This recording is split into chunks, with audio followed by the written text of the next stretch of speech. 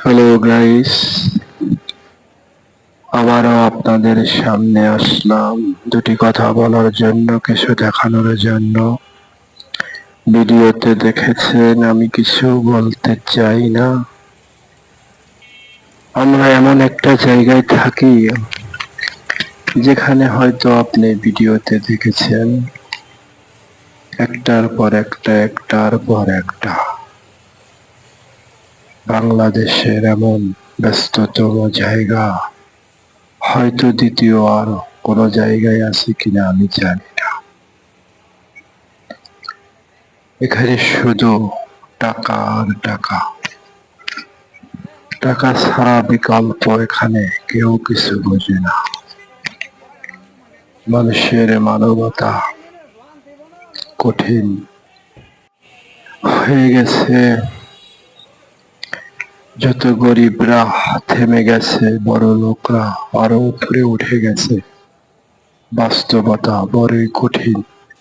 আবেগ দিয়ে জীবন চলে না, বাস্তবতাই মেন। বাস্তবতার সাথে কতজন লড়তে পারে? বাস্তবতার সাথে অনেকেই হার মেনে, আবার বাস্তবতার সাথে অনেকেই যুদ্ধ করে সফল হয়েছে।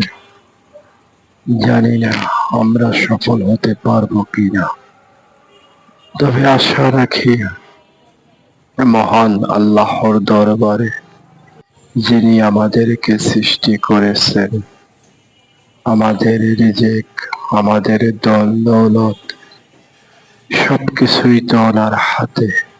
আমি চাইলেও হবে না, উনি যদি না দেন আমাকে।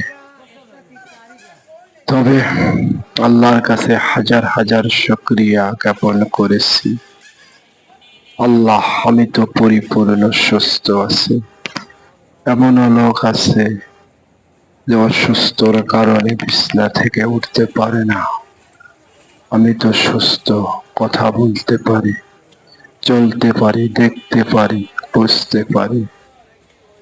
মাঝে মধ্যে অবুঝের মতো লাগে, কেন যেন বুঝি না। আসলে দুনিয়াটা বড়ই স্বার্থপর। দুনিয়ার মায়ায় পড়ে পৃথিবীর সবকিছু আমরা ভুলে গেছি। দুনিয়ায় চিরস্থায়ী,